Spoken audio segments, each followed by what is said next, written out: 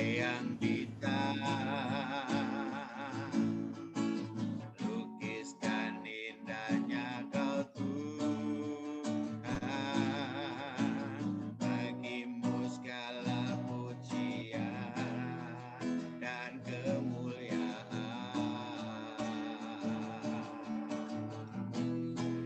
Ku tinggikan Engkau Tuhan, melebihi segalanya, lebih dalam ku menyembah, dalam roh dan kebenaran. Ku tinggikan Engkau Tuhan, melebihi segalanya, lebih dalam ku menyembah, dalam roh dan kebenaran selamanya. Sudah keluar suaranya? Enggak, Pak. Enggak ada suaranya. Sekali lagi ya, kita nyanyikan. Nyata di sepanjang hidupku, darahmu telah layakkan kehidupanku.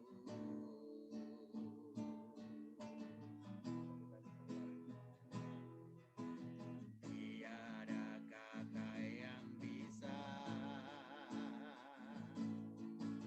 lukiskan indahnya Kau Tuhan. Bagimu segala pujian dan kemuliaan. Ku tinggikan Engkau Tuhan, melebihi segalanya, lebih dalam ku menyembah, dalam roh dan kebenaran.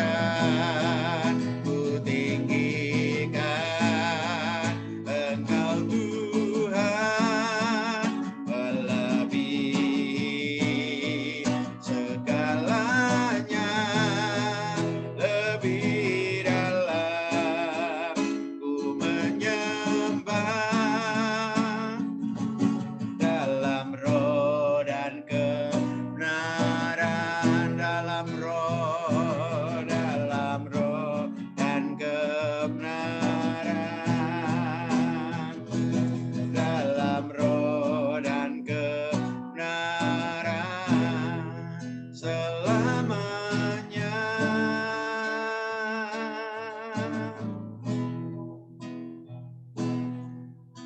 Sungguh besar setia Tuhan dalam kehidupan kita sekalian. Maaf tadi suaranya hilang ya.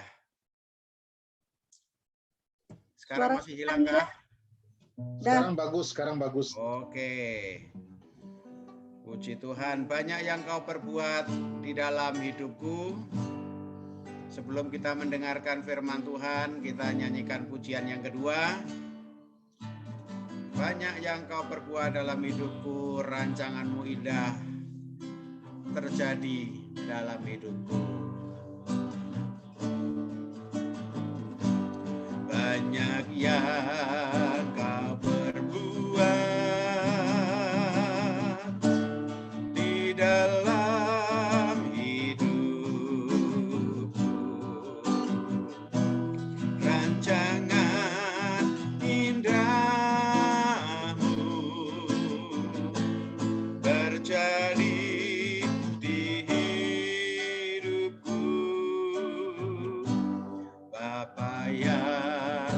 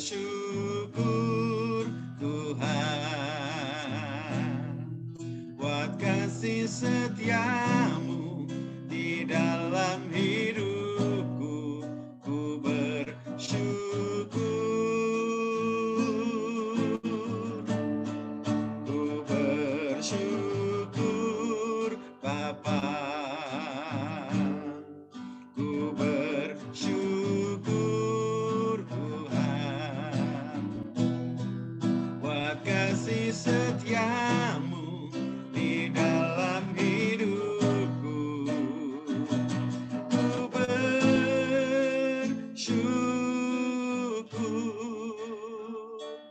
ku bersyukur,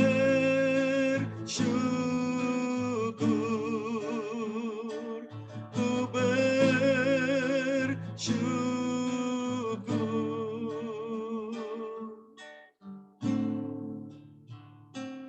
Tuhan,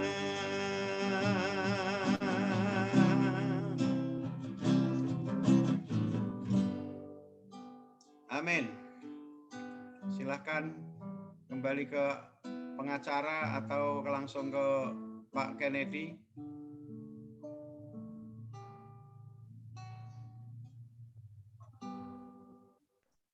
Langsung ke Pak Kennedy. Baik, terima kasih. Boleh saya diizinkan untuk share screen untuk PPT saya? Silakan, Bang Sintong, silakan. Bang Sintong, selamat malam. Rekan tuh. Silakan. Bro Kennedy.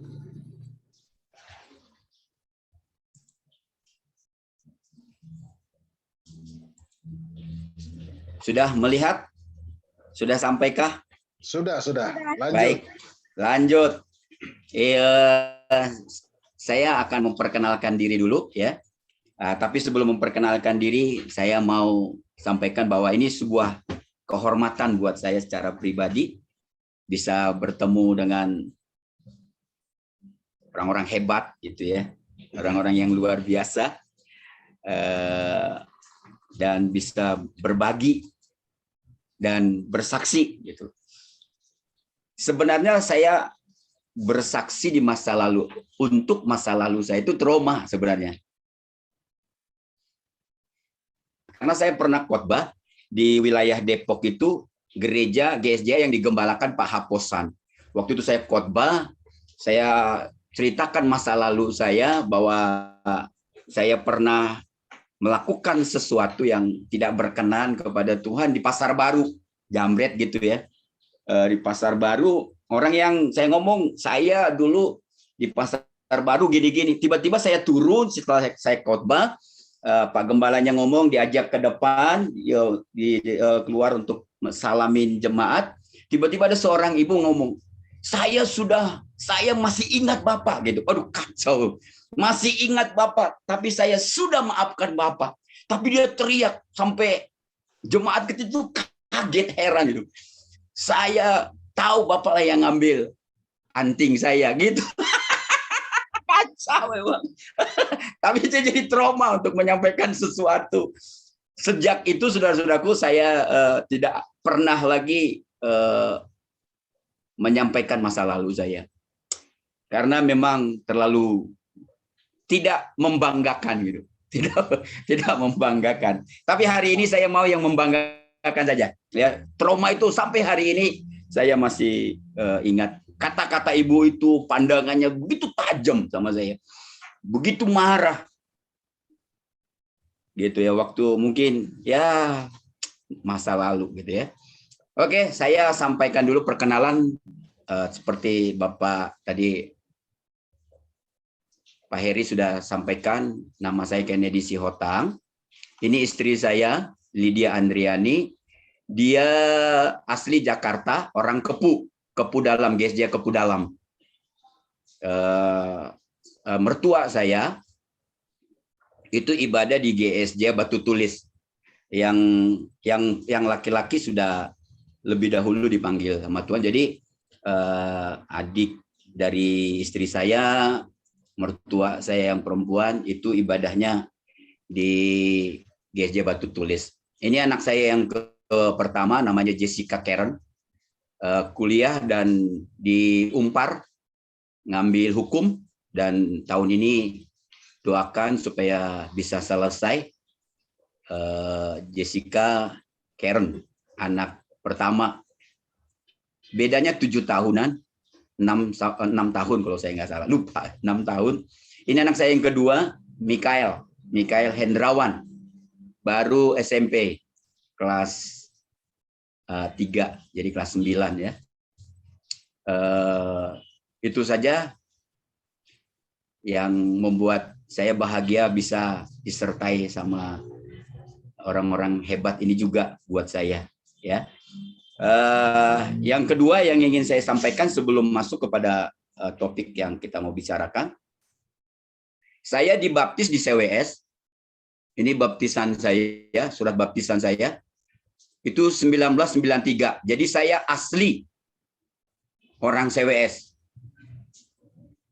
Jadi kalau Bapak Ibu belum punya surat baptisan dari Gedung Kenanga CWS, Gedung Kenanga berarti nggak asli. Saya asli dari Gedung Kenanga. Ditandatangani sama Pastor Suandoko. Idem, Pak, idem. Idem. Saya dibaptis sama dua beliau ini. Ini saya. Dulu nggak tahu sekarang itu kolamnya masih ada nggak ya? Dulu kecil kolamnya. Waktu saya dibaptis, ini yang baptis saya Pak Arbi ya, kalau nggak salah nih, Pak Erik. Pak Arbi ya. Tapi ini saya lupa nih. Arbi. Satu lagi Pak Heri, siapa? Yona Purba. Jona. Oh iya. Iya masih. Jadi kurang kelihatan kalau ditampilkan di ini belum diklik soalnya jadi belum tampil di layar besar. Oh belum tampil nih, udah. Tapi udah kan? Oh belum. Di layar kecil. Oh. Ya sudah, ini sudah daripada memperbaikinya susah. Tapi itu saja yang saya mau perkenalkan bahwa saya memang benar-benar bertobat di lahir baru berjumpa dengan Tuhan itu di CWS Gedung Kenanga ya. Jadi saya asli loh gitu. Tidak. Saya bersyukur bisa bertobat di sana, berjumpa dengan Tuhan secara pribadi di sana. Karena sejak saya pertama sekali ibadat jam 8 masih kusam gitu ya. Jam 8 itu kan paling banyak ya jemaatnya dulu. Sampai di depan tuh bisa 4 baris mobil kalau kita dulu itu ya masih. Jadi saya duduk tuh yang paling ujung, paling belakang karena bajunya nggak sebagus dengan baju-baju pakaian-pakaian jemaat-jemaat yang lain gitu. Oleh sebab itu 96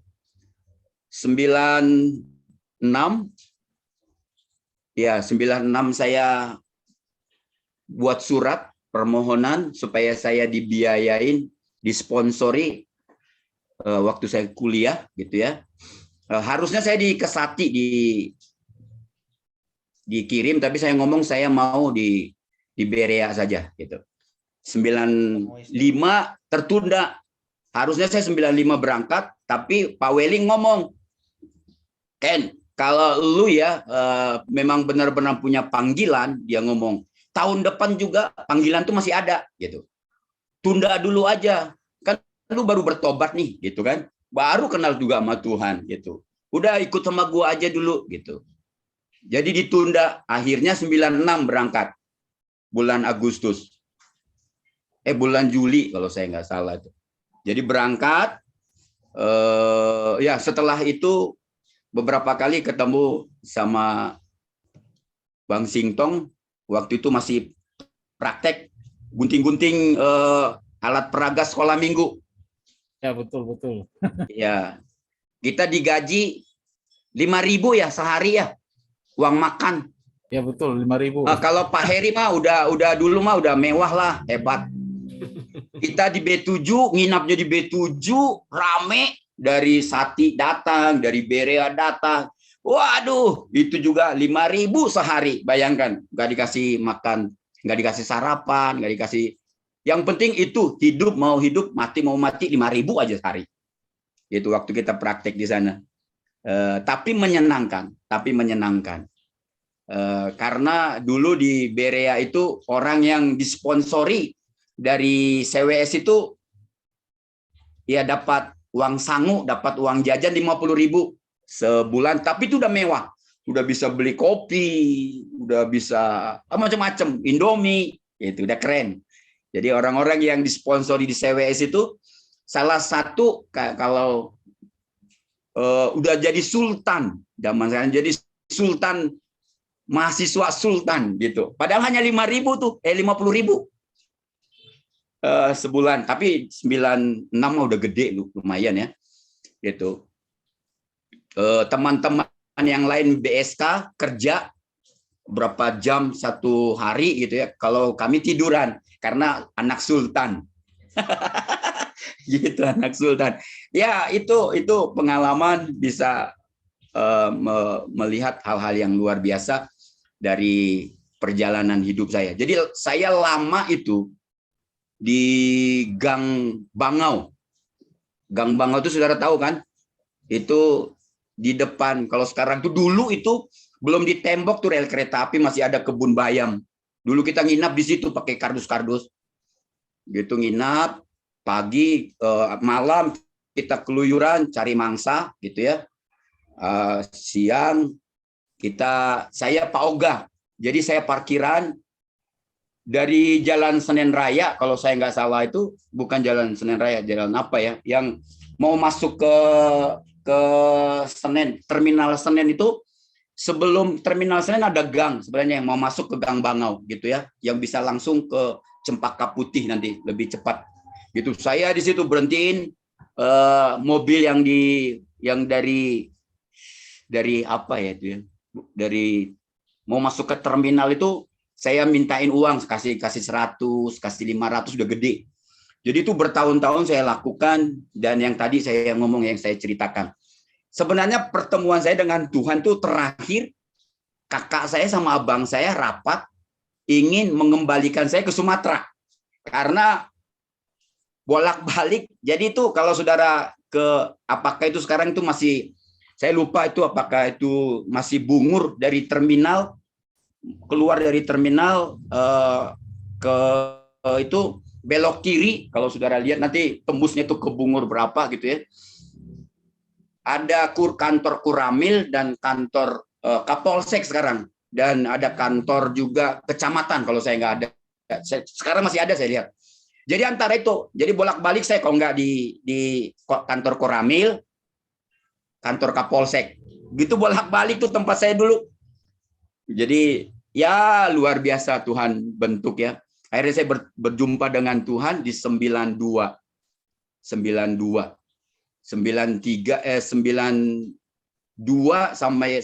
95 kalau saya nggak salah, bawa Welling seperti Pak Heri ngomong tadi, jadi matanya Pak Welling keliling ke Indonesia ya.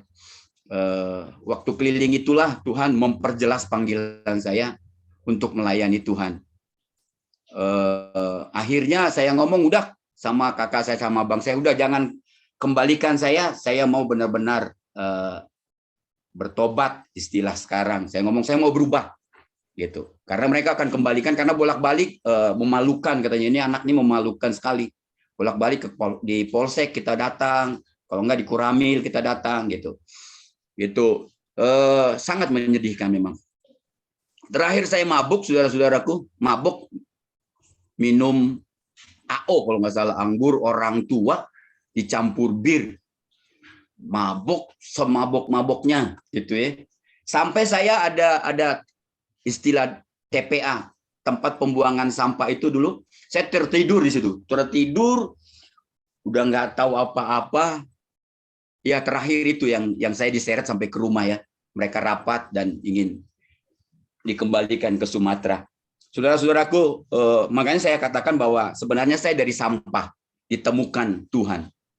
Saya ini dari sampah ditemukan Tuhan. Bukan seperti saudara yang lain, Bapak Ibu yang lain yang hadir hari ini. Mungkin ditemukan di ruang doa. Tapi saya ditemukan oleh Tuhan di tempat pembuangan sampah sementara sebelum dimasukkan ke truk. Gitu ya. Jadi saudara-saudaraku, makanya waktu ikut praktek juga, ada praktek 2 bulan sama Bang Sintong, kadang saya itu minder karena memang nggak terlalu ini ya, apa ya, latar belakang. Kalau Bang Sintong kan jalannya aja udah gagah gitu ya, ngomongnya udah luar biasa gitu kan, apalagi Pak Heri, wah udahlah bolak-balik luar biasa gitu. Dulu saya pengen sekali setelah lulus dari sekolah Alkitab Berea itu 3 tahun 99 saya lulus, pengen sekali pulang ke Gedung Kenanga. Tapi saya berdoa dan saya putuskan.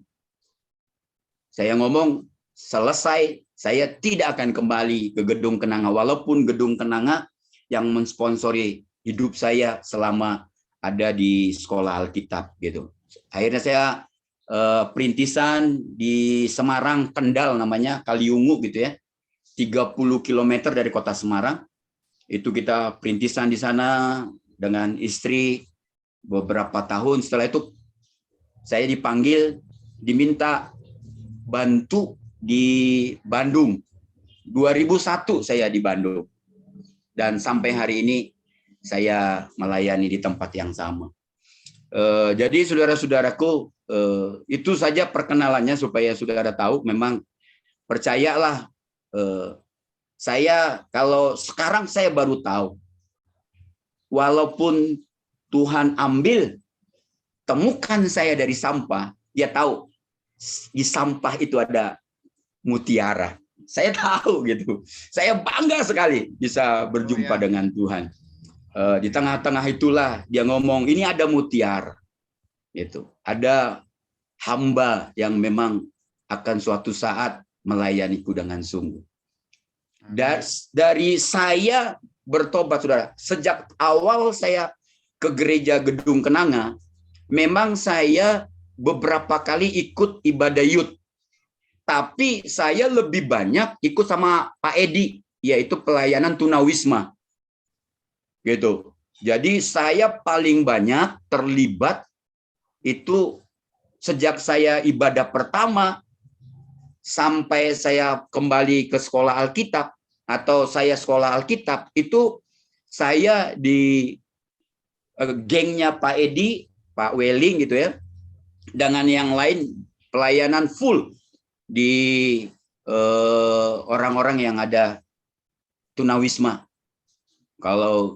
Jadi saudara-saudaraku memang beberapa kali, karena waktu Pak Weling melayani di kaum muda, saya harus ikut karena mendampingi beliau, gitu ya. Dan waktu yang paling banyak saya ikuti doa semalam suntuk di hari Jumat, karena ada buburnya. Buburnya Pak Laksono enak banget. Saksono ya? Saksono, Pak. Ya, itu enak banget karena kalau saya cari di tempat yang lain itu nggak dapet. Jadi tiap malam Jumat saya tujuannya kadang tidak ingin berjumpa dengan Tuhan, jujur nih, tapi ingin berjumpa dengan bubur. Gitu, ya. Jadi sampai di situ saja, nanti beberapa hal yang bisa saya sampaikan di masa lalu saya. Tapi saya berpikir itu dulu bangga saya dulu saya seorang ini gitu ya, laku kesaksian itu. Tapi waktu saya trauma itu, ibu itu teriak, langsung dia ngomong, saya sudah memaafkan kamu, saya masih ingat wajah kamu. Waduh, itu mah trauma sekali saya, trauma sekali. Itu saja. Jadi sekali lagi saya mau katakan suatu kehormatan buat saya bisa berhadapan dengan Bapak Ibu yang orang-orang hebat, senior-senior saya gitu ya. Malam hari ini saya mengakui, saudara-saudaraku, mungkin saya tidak pelayanan khotbah saya tidak sebaik penyampaian Pak Heri, Pak Sintong, Pak Yesaya, atau Pak Pastor Suandoko yang pernah juga saya dengar melayani di Zoom ini, atau Pak Pendeta Weling. Tidak sebaik, tidak sehebat, tidak sesistematis beliau-beliau. Ya, dimaklumi karena mereka senior. Jadi saudara-saudara harus memaklumi apa yang sedang saya sampaikan hari ini. Oleh sebab itu, saudara-saudaraku, saya sebenarnya diberikan 2 pilihan tema, dan beberapa ayat. Saya pilih perhatikan yang lemah. Dan ayatnya untuk perhatikan yang lemah ini dari 1 Korintus pasal 12. Ya, nanti ayatnya kita akan baca. Kita akan share di sini, saudara-saudaraku, supaya kita bisa lebih ini. Saya mengatakan bahwa tema ini sebenarnya sangat relevan di masa COVID ini. Mengapa saya katakan sangat relevan? Ini masa COVID 2 tahun ini, saudara-saudaraku, itu berdampak sangat luas ya. Kalau dikatakan, ya kita bukan hanya untuk bangsa, bukan dunia, tapi keluarga-keluarga, pribadi-pribadi juga sangat berdampak. Gereja juga sangat berdampak. Dulu sebelum COVID, saudara-saudaraku, gereja di tempat saya melayani itu hampir 36 sampai 40 juta per bulan dari persepuluhan dan kolektor. Tapi setelah COVID itu 15 paling besar. Jadi penurunannya sangat drastis. Sangat drastis. Jadi mengalami bukan hanya keluarga-keluarga secara pribadi, bukan pengusaha-pengusaha saja yang mengalami dampak COVID ini gitu ya, bukan hanya negara saja, bukan hanya bangsa saja, tapi gereja juga mengalami dampak yang cukup besar gitu ya. Jadi saya katakan bahwa judul ini, pembahasan kita hari ini sangat relevan buat kita malam ini. Alasannya apa, saudara-saudaraku? Saya katakan bahwa kalau saudara bisa lihat di PowerPoint, ngikutin. Alasan atau tujuan dari pembahasan kita malam ini, saya katakan kalau kita benar-benar memikirkan, memperhatikan yang lemah, saudara-saudaraku, memang di sekitar kita setiap saat orang-orang yang lemah ini ada, gitu, di jemaat kita dan lain sebagainya. Tapi sekarang secara firman Allah mengatakan bahwa mengapa kita harus memperhatikan yang lemah? Alasan pertama, agar saya dan saudara tidak tertuduh dengan perkataan Yakobus. Jika iman itu tidak disertai perbuatan, maka iman itu pada hakikatnya adalah mati.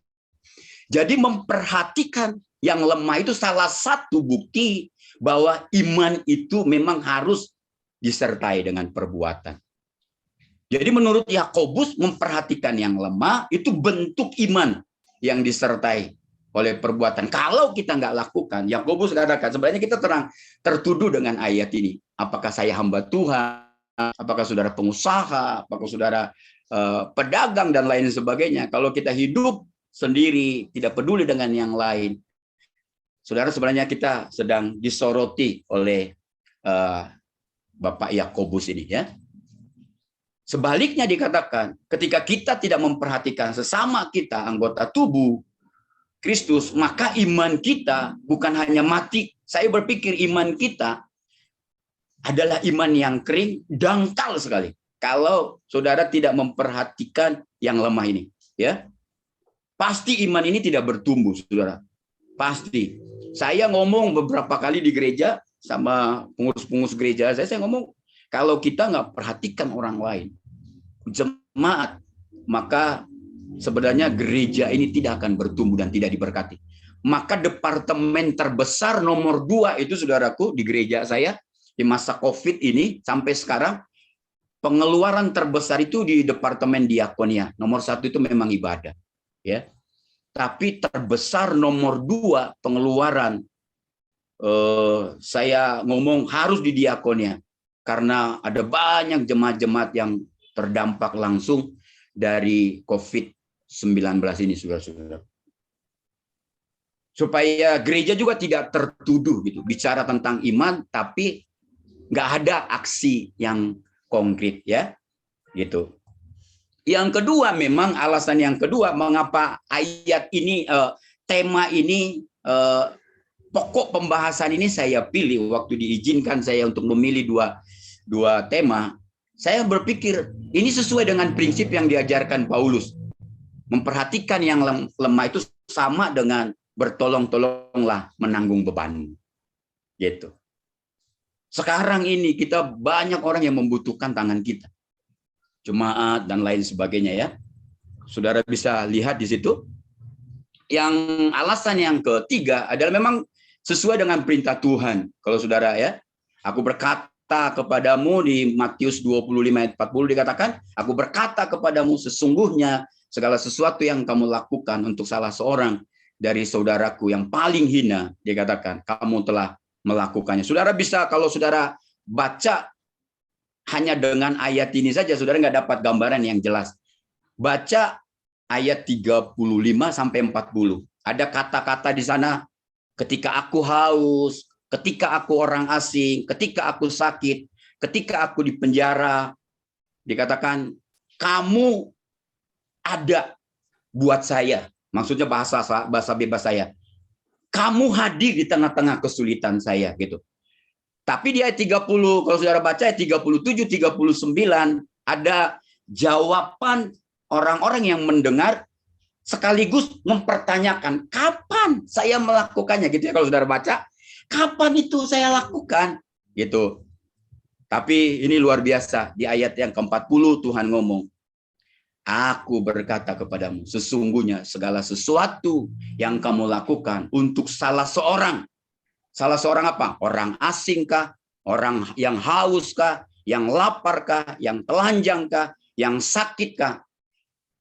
Tuhan ngomong, sekecil apapun perhatian kita, sekecil apapun yang kita lakukan, sekecil apapun perbuatan kita kepada mereka, itu diperhitungkan langsung melakukannya kepada Tuhan. Keren loh saudara. Jadi memperhatikan yang lemah menjadi pokok pembahasan kita hari ini, saudara. Adalah salah satu bentuk yang Tuhan ajarkan kepada kita. Statement saya gini, ini statement saya, menolong, memperhatikan, membuka tangan kepada setiap anggota jemaat yang lemah, itu perintah Allah.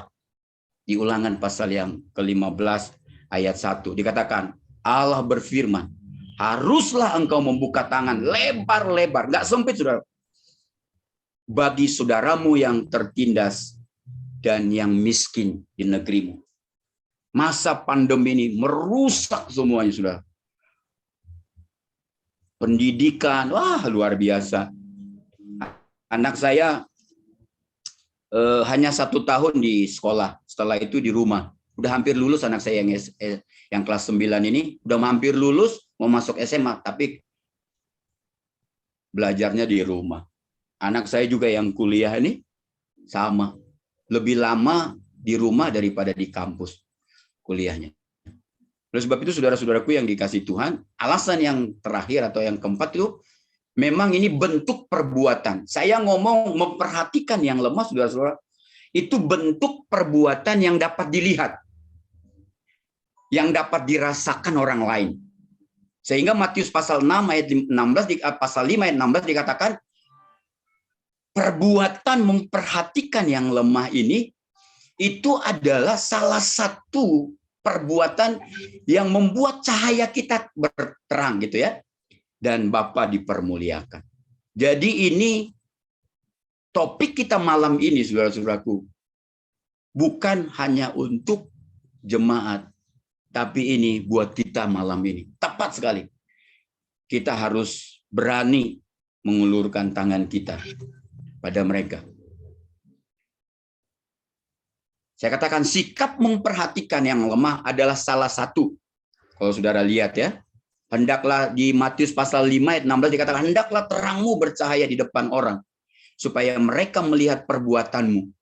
Jadi memperhatikan yang lemah, menolong orang lain, itu bentuk perbuatan yang real. Kan orang sekarang ini ngomong, sekarang mah banyak ngomong tapi nggak ada realisasinya. Tapi memperhatikan yang lemah, itu perbuatan yang real, yang bisa dirasakan, dilihat dan dirasakan. Dan membuat kita tidak menutup terang kita, cahaya kita. Tapi yang paling hebat adalah Tuhan dipermuliakan. Sekecil apapun, saudara. Perhatian kita kepada yang lemah. Ya. Ini 1 Korintus pasal 12, ayat yang diberikan kepada saya menjadi pembahasan kita malam ini, saudara-saudaraku. Saudara bisa baca, kalau saudara, saya akan bacakan, karena ini ayat teks yang diberikan kepada saya, dikatakan, jadi mata tidak dapat berkata kepada tangan, aku tidak membutuhkan engkau. Dan kepala tidak dapat berkata kepada kaki, aku tidak membutuhkan engkau. Malahan justru anggota-anggota tubuh yang nampaknya paling lemah, yang paling dibutuhkan. Dan kepada anggota-anggota tubuh yang menurut pandangan kita kurang terhormat, kita berikan penghormatan khusus. Dan terhadap anggota-anggota kita yang tidak elok, kita berikan perhatian khusus. Hal itu tidak dibutuhkan oleh anggota-anggota kita yang elok. Allah telah menyusun tubuh kita begitu rupa, sehingga kepada anggota-anggota yang tidak mulia diberikan penghormatan khusus. Ayat 25 dikatakan, supaya jangan ada perpecahan dalam tubuh, tetapi supaya anggota-anggota yang berbeda itu saling memperhatikan. Ayat 26, karena itu jika satu anggota menderita, dikatakan Paulus, semua anggota turut menderita. Jika satu anggota dihormati, semua anggota turut dihormati. Sepintas lalu, saudara-saudaraku, saya pasti tahu lah orang, karena saya tahu Bapak Ibu orang-orang yang luar biasa ya. Konteks 1 Korintus pasal 12 itu banyak orang keliru sebenarnya, bukan keliru, kurang memahami, selalu berpikir bahwa 1 Korintus pasal 12 itu selalu berbicara tentang keragaman karunia. Ini bukan berbicara tentang apa yang sedang kita, topik yang sedang kita bahas hari ini, memperhatikan yang lemah. Tapi kalau saudara lihat ayat yang ke-13, sebenarnya Paulus tidak hanya berbicara tentang keragaman karunia, tapi juga berbicara tentang keragaman sosial. Ayat yang ke-13, makanya dikontraskan orang Yahudi dengan orang Yunani, budak dengan orang merdeka. Itu jadi tidak melulu hanya berbicara tentang keragaman karunia. Oleh sebab itu, saudara-saudaraku yang lain, sebelum kita masuk ke pembahasannya, saya mengatakan bahwa ayat 21, kalau saudara perhatikan baik-baik, ayat 21 itu diawali dengan kata sambung. Jadi dikatakan. Itu terjemahan dari Lembaga Alkitab Indonesia, terjemahan baru. Menimbulkan bahwa kata jadi ini menimbulkan bahwa ayat 21 kesimpulan atau kalimat penutup dari ayat yang ke-16 sampai dengan ayat yang ke-20. Tapi bagi saya tepatnya ini kata sambung. Dan. Ya. Bukan kata penutup atau kesimpulan dari pembahasan Paulus di ayat yang ke-16 sampai 20. Bagi saya tepatnya itu berbicara lebih tepat dipakai kata sambung dan, ya. Kalau dan berarti ayat 21 kelanjutan pada ayat 22, 23 sampai dengan ayat yang ke-26. Bukan sebuah kesimpulan. Gitu ya. Makanya kita bisa nanti akan lihat lebih secara komprehensif, secara luas pembahasan Paulus, ya. Jadi saudara harus pahami ini.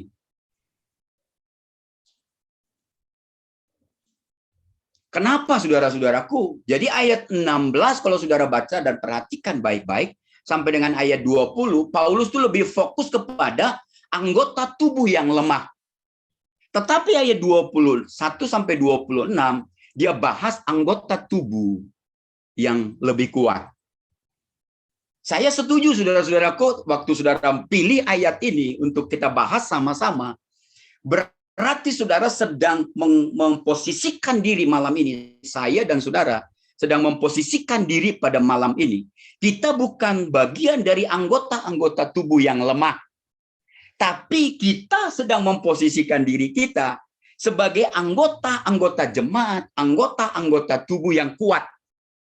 Ya, yang lebih, kalau saya katakan ya, kalau saudara baca ayat 16 sampai ayat 20, di sana ada anggota tubuh yang lemah, anggota tubuh yang merasa kurang berharga, anggota tubuh yang merasa kurang diperhatikan, anggota tubuh yang merasa tidak bagian integral dari anggota tubuh yang lain. Saudara bisa lihat. Jadi saya senang sekali pakai saudara memilih memenggal ayat 21 sampai 26.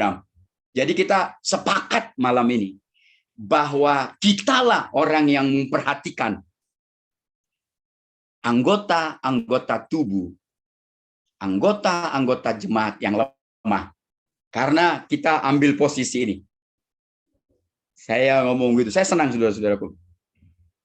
Oleh sebab itu saya simpulkan pembahasan dari ayat pasal, saudara lihat pasal 12 tadi, saya simpulkan di semua gereja selalu ada bagian anggota-anggota tubuh yang lemah dan bagian anggota-anggota tubuh yang kuat.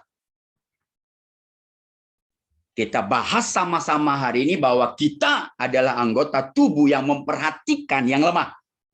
Ya, saya senang, saya sangat luar biasa hari ini, senang banget membagikan. Nanti setelah itu kita saudara bisa ini ya. Jadi dari saya ngomong dari paparan saya, saudara-saudaraku bisa lihat semua, sebenarnya pertanyaan ini harusnya saya hapus. Di mana posisi kita? Apakah posisi kita gitu ya?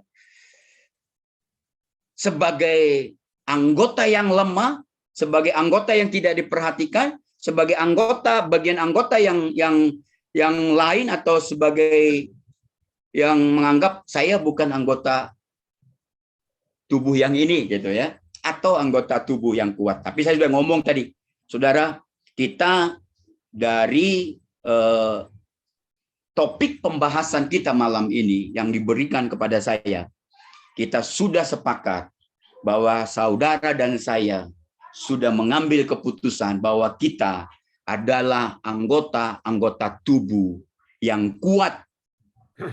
Artinya kita anggota tubuh yang memberi solusi, anggota tubuh yang menolong, anggota tubuh yang lemah. Amin, guys. Amin. Amin ya. Senang hari ini saya lihat, keren banget hamba-hamba Tuhan, senior-senior. Waduh, lihat ini. Ya. Ini saya mau garis bawah ya guys. Saya ngomong gini. Artinya kalau kita benar-benar kuat implementasinya secara ekonomi, bantulah, perhatikanlah mereka-mereka yang ekonominya lemah. Hamba-hamba Tuhan di Kalimantan, saudara-saudaraku, beberapa tahun dulu saya pernah misi kami membiayai beberapa, kalau nggak salah 7 hamba Tuhan di Kalimantan Tengah. Ya, aduh, saudara tahu BPD itu kalau perintisan yang berkeluarga itu 500 sebulan, itu juga harus dirapel. Kenapa dirapel? Karena kalau ngambilnya ke kantor BPD itu ongkosnya nggak cukup, sudah bisa 3 bulan baru diambil, supaya ketika dia pulang masih ada sisanya, gitu ya. Yang nggak perintisan yang nggak menikah gitu sendiri itu 300. Bayangkan saudara-saudaraku. Jadi saudara-saudaraku senang hari ini. Saudara-saudara luar biasa ya. Saya ngomong kalau Anda kuat secara rohani, bantulah mereka yang lemah imannya. Kan kayak gitu sebenarnya. Konsekuensi kalau kita adalah mengambil posisi anggota tubuh yang kuat. Ini tidak selalu berhubungan dengan uang, saudara-saudaraku. Ya. Jangan rangkullah mereka. Jangan sebaliknya kita hakimi mereka. Ya, jadi 1 Korintus pasal 12 sedang berbicara tentang gaya hidup sebagai tubuh Kristus, saudara. Dan salah satu gaya hidup yang ingin diperlihatkan di ayat-ayat itu adalah memperhatikan anggota tubuh yang lemah. Ya, Pak. Gini, jadi tapi ada masalah. Kalau saudara lihat ayat 21 sampai 26 sebenarnya ada hal-hal yang negatif, ada hal-hal yang positif yang ditampilkan oleh Paulus. Oleh sebab itu dia koreksi secepatnya. Ada sikap-sikap yang salah di jemaat Korintus yang kalau dibiarkan itu berbahaya gitu ya. Nanti kita lihat saudara, kita fokus saja ayat 21 sampai dengan ayat 26. Itu juga kalau kita bahas bisa 1 malaman lebih. Makanya kita singkat saja ya. Dari ayat 21 sampai 26 kita diberitahu oleh Paulus, sekalipun jemaat di Korintus sama-sama anggota tubuh, saudara-saudara, masalahnya tidak semua seperti yang kita inginkan, yaitu kita sepakati, yaitu memperhatikan anggota tubuh yang lemah. Tidak semua, walaupun mereka bersepakat bahwa mereka adalah satu anggota tubuh Kristus, tapi sikapnya berbeda-beda. Ada jemaat-jemaat di Korintus yang memiliki sikap yang tidak peduli dengan kondisi anggota tubuh, anggota jemaat yang lain. Sikap yang pertama yang dikoreksi oleh Paulus adalah sikap ketidakpedulian, saudara-saudaraku. Saudara bisa lihat di situ ya. Statement saya, saudara-saudara, mungkin keras. Tapi karena saya berhadapan dengan senior, pasti ketika adiknya ngomong agak keras, abangnya pasti nggak apa-apa lah gitu. Jadi senang saya hari ini ketemu dengan abang, ketemu dengan senior. Jadi kalau adiknya ngomong keras, lu mah anak-anak kemarin sore, jadi keren gitu ya. Saya ngomong begini, mudah-mudahan saudara setuju dengan saya. Tapi cara berpikir saya berangkat dari kita sepakat bahwa kita ini adalah anggota tubuh yang kuat dan memperhatikan anggota tubuh yang lemah. Jadi cara pandang kita harus sama dulu.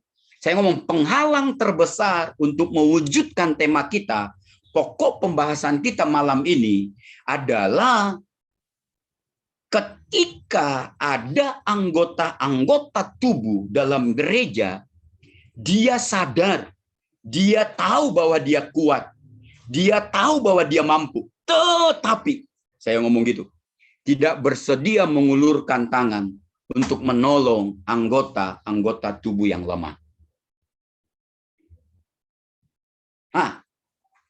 Sikap tidak peduli, sikap masa bodoh, sikap cuek, sikap tidak peka terhadap kebutuhan anggota jemaat, ini penghalang terbesar untuk memperhatikan anggota yang lemah. Di jemaat yang lain, Paulus ngomong kepada jemaat yang lain di Filipi pasal 2 ayat 4 dikatakan, janganlah tiap-tiap orang hanya memperhatikan. Garis bawahi kata hanya memperhatikan kepentingannya sendiri. Filipi pasal 2 ayat 4. Tetapi kepentingan orang lain juga. Tidak peduli, sikap tidak peduli ini rupanya mendominasi ketika itu jemaat di Korintus. Makanya buru-buru dikoreksi, buru-buru diingatkan oleh Paulus, saudara-saudaraku.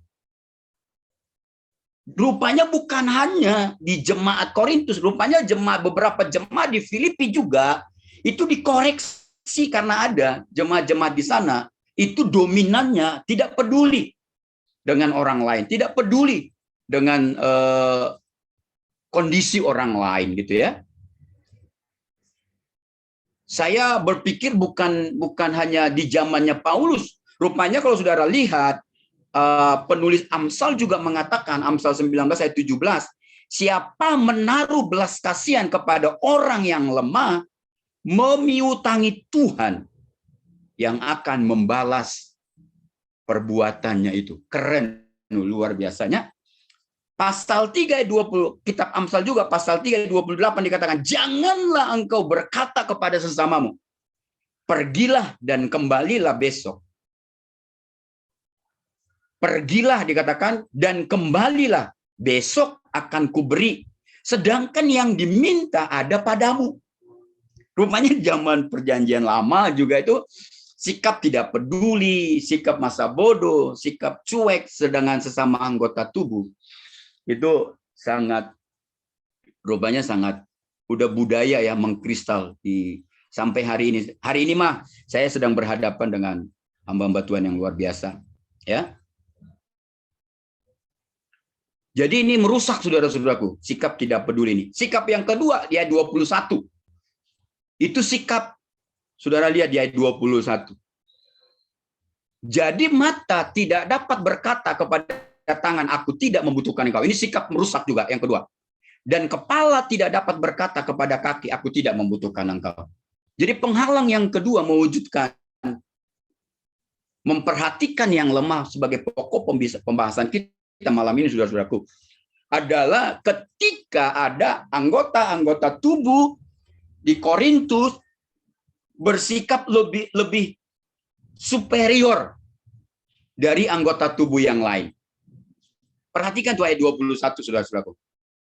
Lihat, ada Paulus menggunakan kata mata dan kepala, dikontraskan ya 21 dengan tangan dan kaki.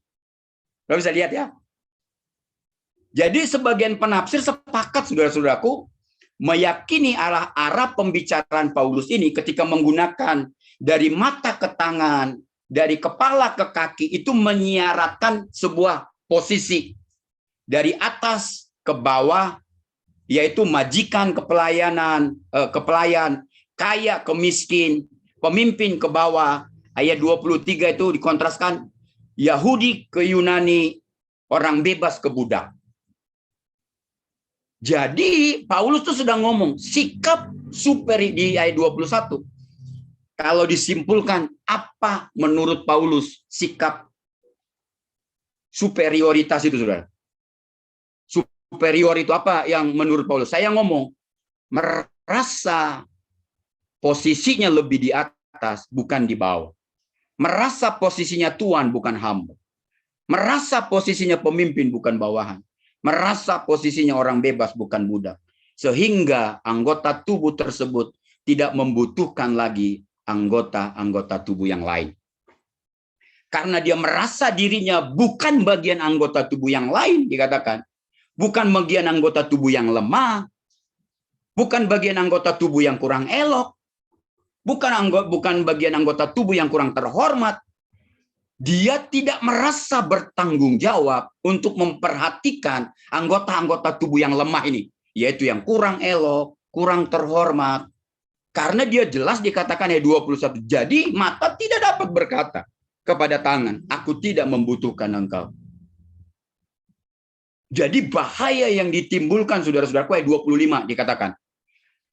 Bahaya yang ditimbulkan anggota tubuh yang memiliki sikap lebih superior dari anggota tubuh yang lain. Ayat 25, menimbulkan perpecahan. Dengan mudah merendahkan tubuh yang lain. Tidak menghormati dan tidak memperhatikan anggota tubuh yang lemah, kurang elok, dan kurang. Di ayat 16 saudara bisa baca sampai seterusnya. Merasa tidak membutuhkan anggota tubuh yang lain.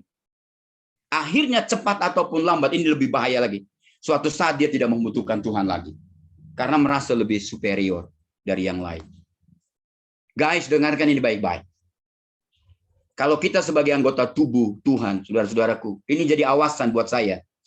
Buat kita semua, merasa lebih baik, merasa lebih hebat, merasa lebih mampu, merasa lebih super, merasa lebih unggul, merasa lebih berprestasi dari yang lain. Sebenarnya saudara-saudaraku, guys, dengarkan, kita penghalang terbesar. Untuk apa? Untuk merealisasikan topik pembahasan kita malam ini, yaitu memperhatikan yang lemah. Seperti saya katakan, selalu ada orang-orang kuat di gereja, tapi jangan lupa selalu juga ada orang-orang yang lemah di gereja. Itu Tuhan memang buat sedemikian rupa, saudara-saudara. Jadi sikap yang kedua ini yang mendominasi di gereja jemaat di Korintus adalah sikap lebih superior dari yang lain. Makanya buru-buru diingatkan, diperbaiki oleh Paulus.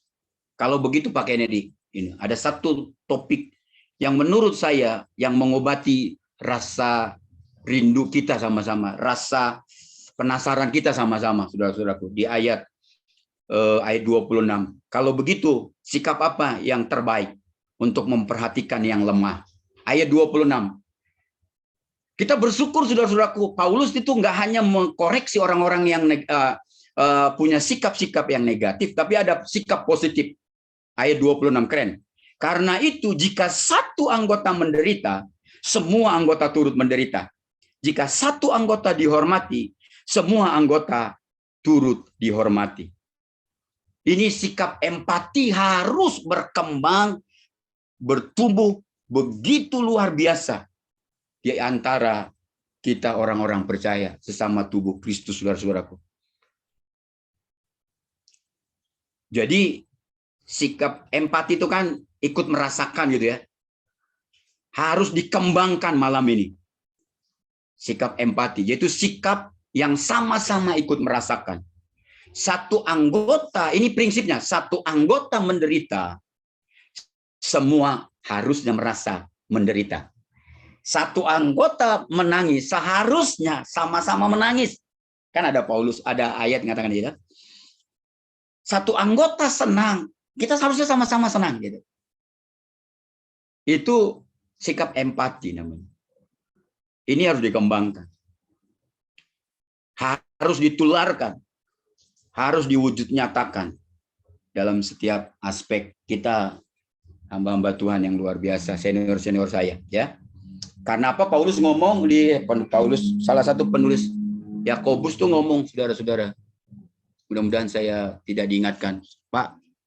Lama banget. Oh, masih keren. Oke.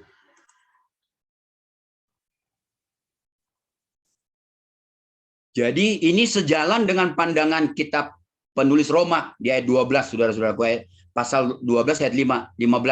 Bila orang lain bersukacita, ikutlah bersukacita.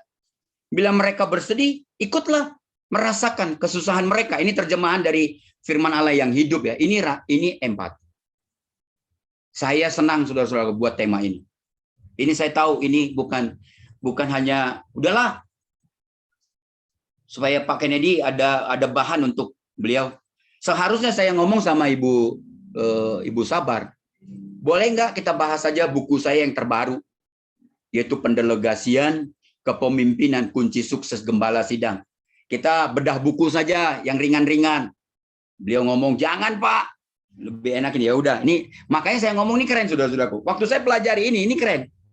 Ini luar biasa. Ini hatinya Bapa di surga, hatinya Tuhan, hatinya Yesus, ya. Hatinya penulis Roma juga, hatinya penulis Yakobus. Yakobus juga ngomong pasal 1 ayat 27, Saudara.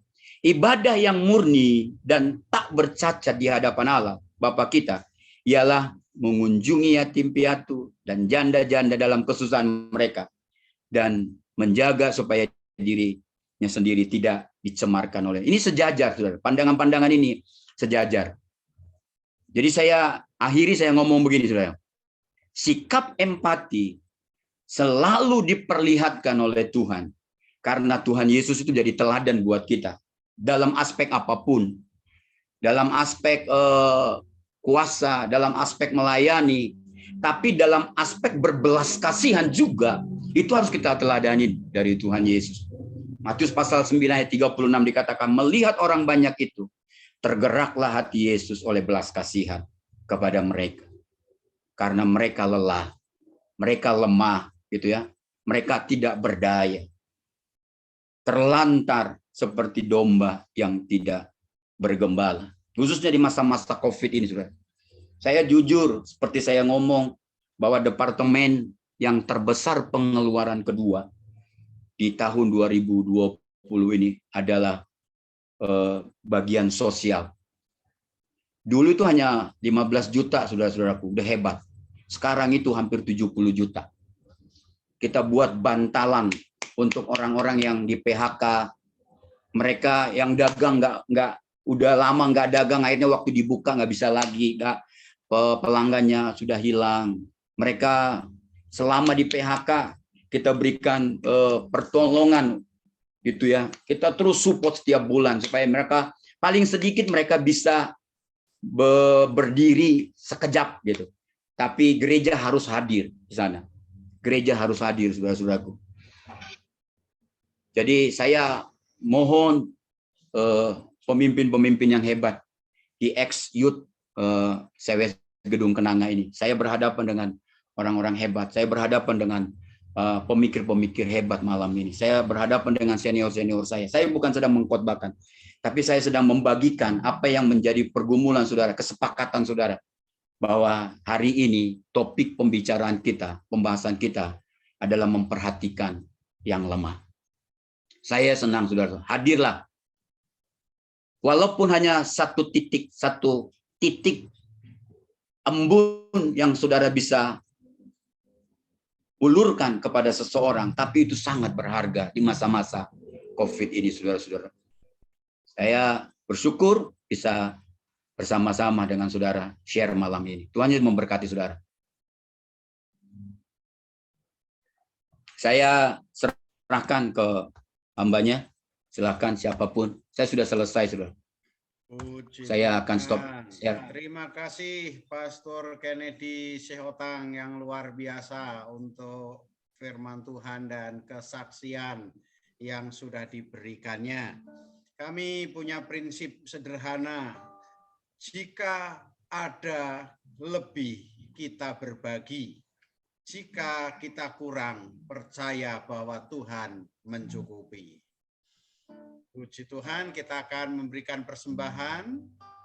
Mungkin ada nomor yang di-share atau QR. Oke. Silahkan yang mau memberikan persembahan di situ. Kita nyanyi satu pujian refnya saja. Hidupku menggenapi firman-Mu. Hidupku menggenapi firman-Mu. Tanda mujizat sertai tiap langkahku. Kau bersamaku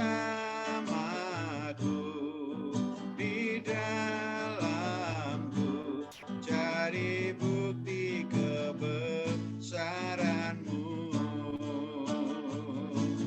Hidupku menggenapi firman-Mu. Tanda mujizat sertai tiap langkahku. Kau bersamaku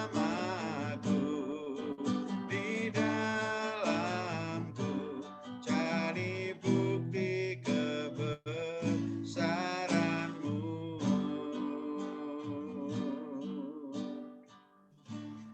Sekali lagi terima kasih buat Pak Kennedy yang sudah menyampaikan firman Tuhan dan kesaksian yang luar biasa. Ini apa ini? Ada Suaranya nggak kedengeran, Pak. Oh ya, silahkan lanjutkan Ibu aja. Ada kok, kedengaran kok. Ada kedengaran, cuman pelan aja. Oh. Pelan aja. Pelan saja, pelan-pelan saja. Kan emang Eke yang budek. Silahkan Bu. Betul sekali. Monggo Pak Paulus, Oke, lanjut. kita akan berdoa untuk setiap persembahan yang sudah diberikan, sekaligus kita akan berdoa syafaat. Mari kita satukan hati kita datang kepada Tuhan. Bapa di surga, terima kasih apabila pada malam hari ini kami boleh bersama-sama bersekutu dengan Engkau Tuhan. Terima kasih untuk firman-Mu yang luar biasa yang telah mengingatkan kami. Untuk kami sebagai anak-anak-Mu, sebagai hamba-hamba-Mu, di dalam kehidupan kami Tuhan, kami senantiasa boleh memperhatikan yang lemah Tuhan. Kami boleh berempati terhadap mereka Tuhan. Kami boleh memiliki rasa beban untuk mereka Tuhan. Setiap anggota-anggota tubuh-Mu Tuhan, yang sedang mengalami masalah, yang sedang mengalami pencobaan Tuhan. Biarlah Engkau menggerakkan setiap kami Tuhan, untuk kami boleh mengambil bagian di dalam menolong mereka, menguatkan mereka Tuhan. Kami boleh melayani mereka Tuhan. Dengan penyertaan yang daripada Engkau Tuhan. Tanpa memandang denominasi, tanpa memandang aliran-aliran yang ada Tuhan. Yang kami tahu Tuhan, Engkau mau kami mengambil bagian Tuhan di dalam karya keselamatan yang daripada-Mu Tuhan. Yang kami tahu Engkau mau Tuhan kami membagikan kasih-Mu kepada orang-orang yang membutuhkan Tuhan. Mari Tuhan, gerakan setiap kami, pakai hidup kami, untuk kami boleh dapat melakukan kehendak-Mu Tuhan pada orang-orang yang membutuhkan pertolongan yang daripada Engkau Tuhan. Terima kasih Bapa. Roh Kudus-Mu yang menggerakkan setiap kami yang hadir pada malam hari ini. Terima kasih Bapa. Terima kasih Tuhan. Kami juga berdoa untuk semua anggota XYCWS Tuhan, yang juga sedang mengalami permasalahan, yang sedang mengalami pergumulan di masa pandemi ini Tuhan. Tuhan, secara khusus kami berdoa Engkau campur tangan di dalam kehidupan mereka Tuhan. Seberat apapun pergumulan yang mereka hadapi, seberat apapun permasalahan yang mereka hadapi Tuhan, Engkau adalah sumber jawaban di dalam kehidupan mereka Tuhan. Engkau yang bekerja, Engkau yang berkarya di dalam kehidupan mereka Tuhan. Dan juga jikalau memungkinkan Tuhan, Engkau juga yang melibatkan kami untuk menjadi jawaban bagi setiap pergumulan-pergumulan dan permasalahan yang sedang mereka hadapi Tuhan. Terima kasih Bapa. Terima kasih Tuhan. Secara khusus kami juga berdoa untuk Bapak Pendeta Kennedy Sihotang Tuhan, yang telah menjadi berkat bagi kami pada malam hari ini Tuhan.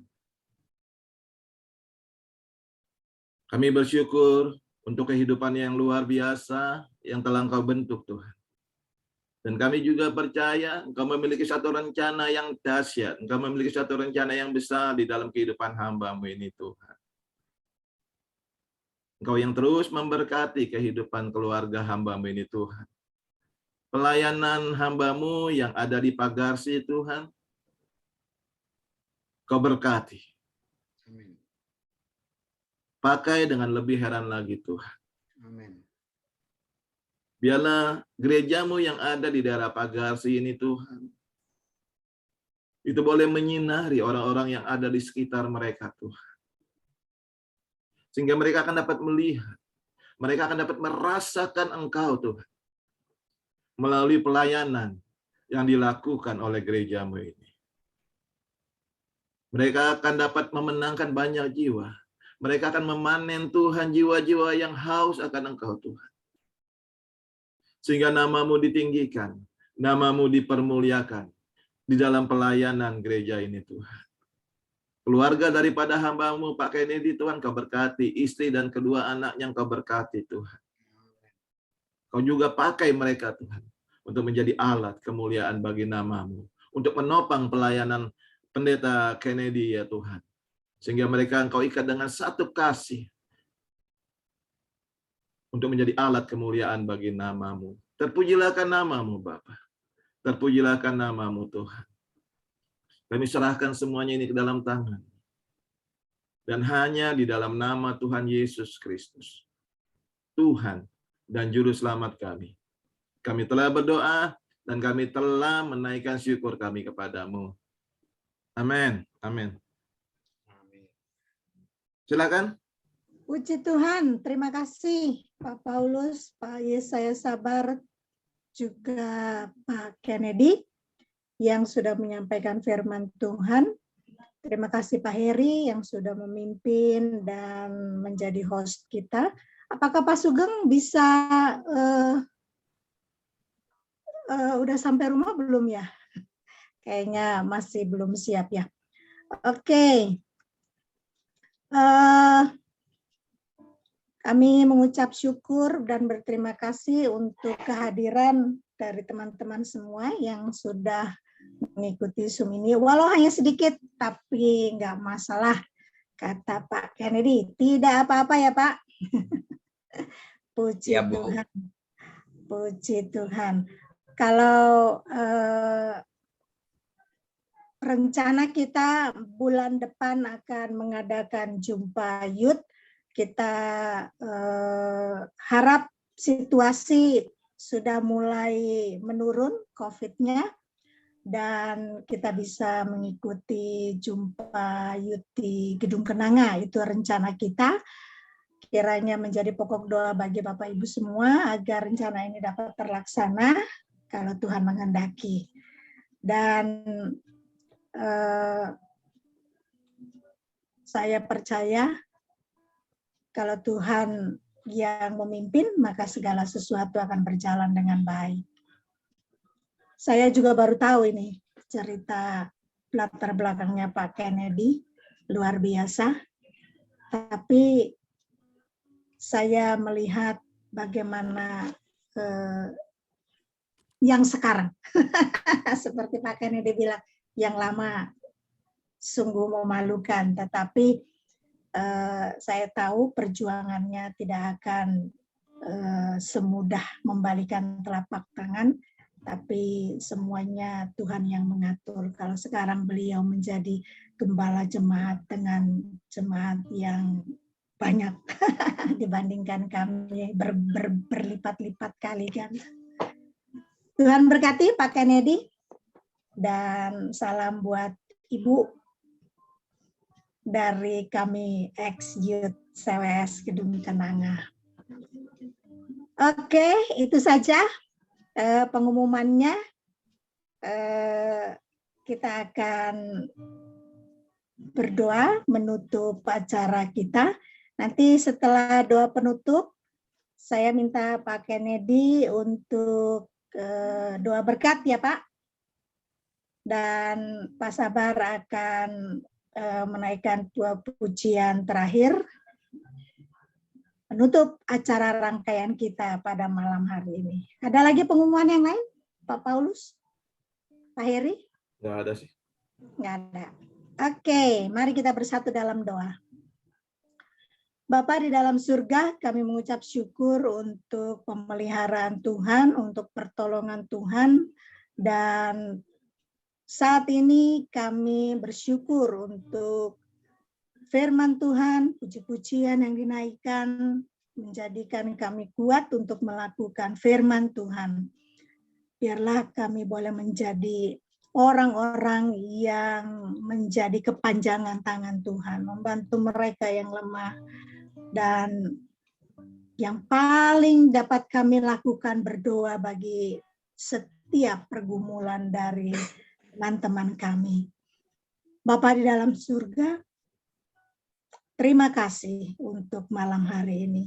Dan pagi hari di tempat Maida, kami percaya Tuhan akan memberkati kami yang akan beristirahat malam hari ini, maupun bagi Maida yang melakukan aktivitasnya hari ini.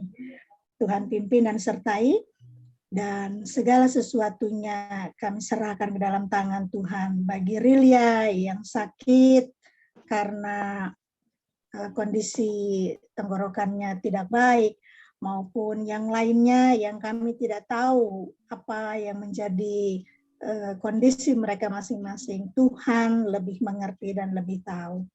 Terima kasih Papa, kami percaya Tuhan akan mempertemukan kami kembali bulan depan dalam kondisi yang sehat. Kami menyerahkan teman-teman kami juga yang hadir pada malam hari ini. Kiranya nama Tuhan dimuliakan melalui setiap pelayanan anak-anak-Mu di dalam gereja mereka masing-masing, di dalam pekerjaan maupun usaha. Terpujilah nama-Mu Bapa. Di dalam nama Tuhan Yesus, kami berdoa dan mengucap syukur. Haleluya. Bapak dan Ibu, saudara-saudara yang dicintai, dikasihi Tuhan, yang terus akan dipakai oleh Tuhan dengan luar biasa, sehingga nama Tuhan dipermuliakan. Mari terimalah berkat dari Allah Bapa kita, kasih sayang dari Yesus Kristus, serta persekutuan dari Roh Kudus menaungi hidup saudara, memberkati, dan menyatakan kemuliaannya. Berkatnya berkelimpahan dari hari ini sampai selama-lamanya. Haleluya. Amin. Amin. Amin. Percaya Tuhanku ajaib, Kau turun tangan memulihkanku. Aku percaya Tuhanku dahsyat, Kau turun tangan memberkatiku. Kau turun tangan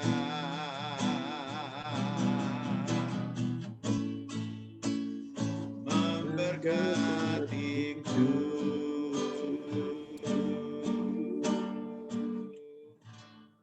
Haleluya. Oke. Puji Terima Tuhan. kasih Thank you pelayanannya.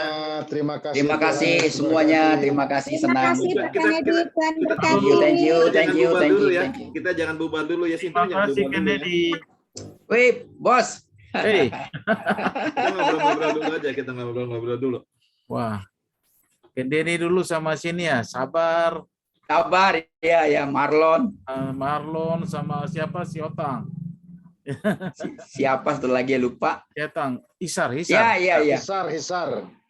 Hisar. Di mana Hisar ya? Kalau Hisar tuh kan bukan di geng saya, bukan. Sebenarnya nggak tahu juga di mana waktu. Oh, Tapi pelayanan Hisar nggak tahu apakah masih pelayanan atau enggak ya.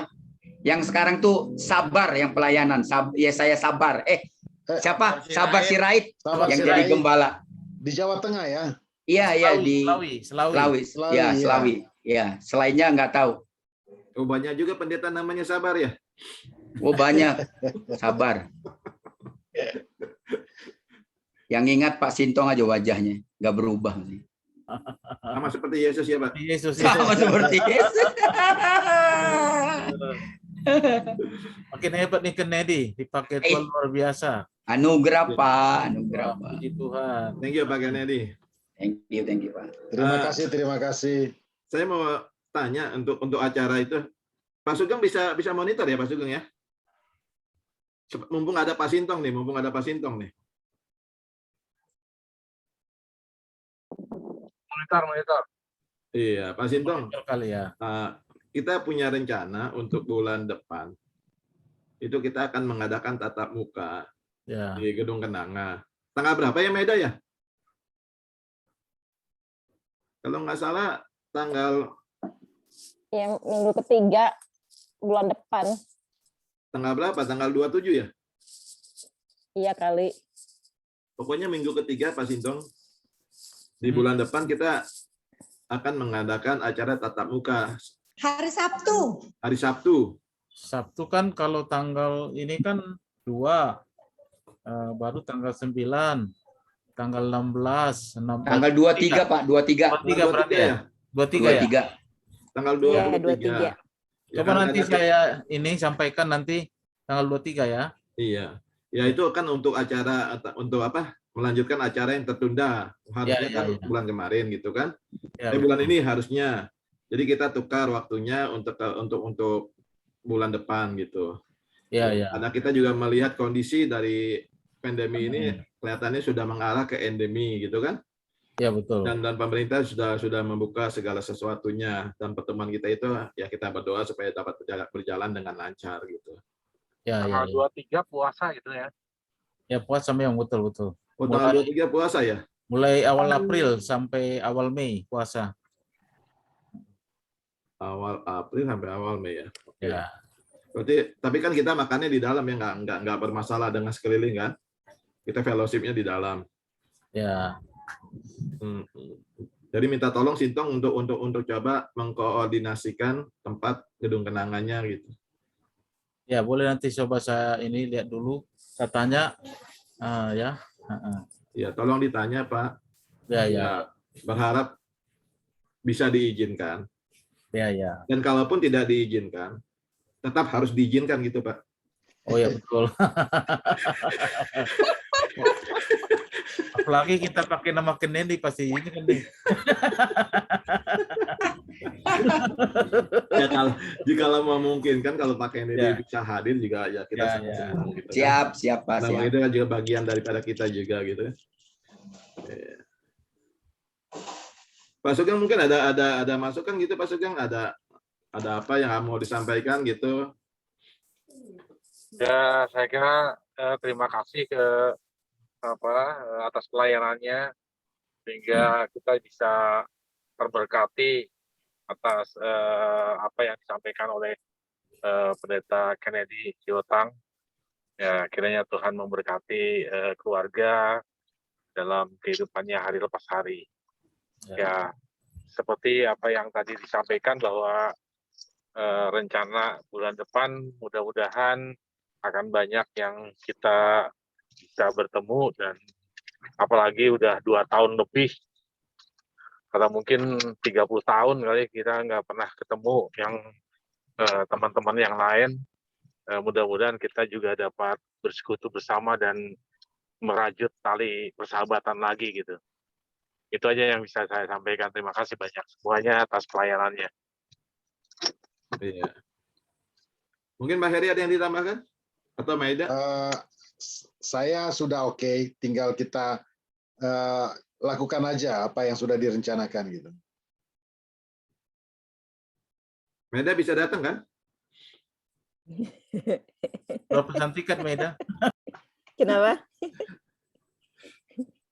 Soalnya nanti Maida kita Maida. bisa hybrid juga ya. Ya kita akan coba mungkin Pak Sugeng mungkin tahu caranya bagaimana kita bisa di dalam pertemuan itu kita juga akan buka Zoom gitu supaya yang ada di luar negeri seperti Maida dan Lilia, mungkin juga yang ada di luar kota bisa bergabung gitu. Iya. Saya kira bisa itu. Rilia, Nanti nggak ada lu nggak seru. dengan Areta untuk melihat situasi keadaan di sana, ruangannya, dan juga apa peralatan yang diperlukan begitu. Pak Sintong nanti komunikasi dengan Vilo ya. Siap. Ya. Yang penting kan Pak ada speaker ya, mic ya. Mic apa yang standar lah, nggak usah yang gede-gede ya. Iya benar, speaker mic. Ya betul ya. Nanti kita juga akan Zoom di sana. Jadi biar yang di Amrik sana, Amrik sini.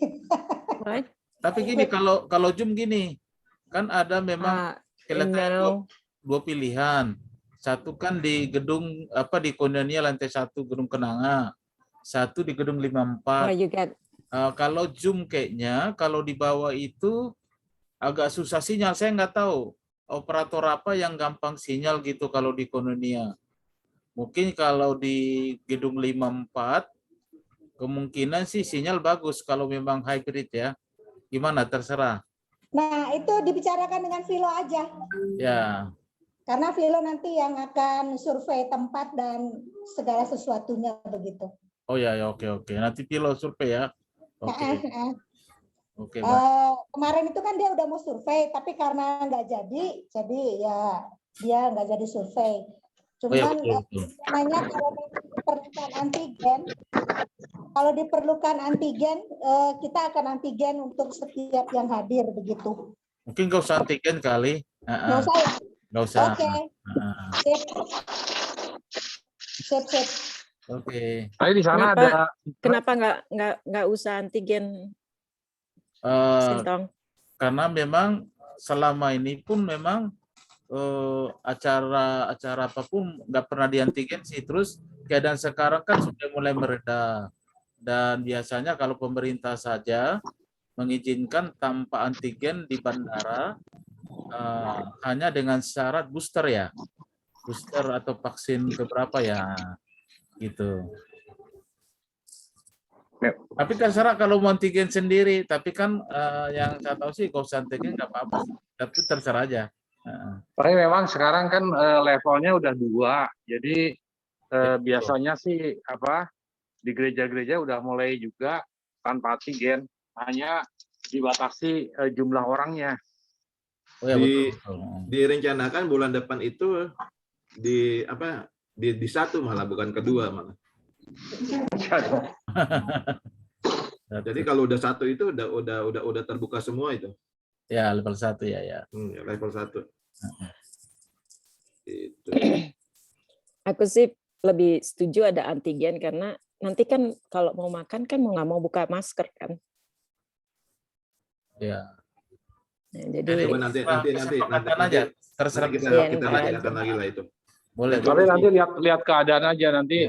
Kalau misalnya memang pemerintah nggak taunya pada saat waktunya itu levelnya naik, ya itu nggak jadi baru lagi. Tapi kalau levelnya masih 2, itu nggak perlu.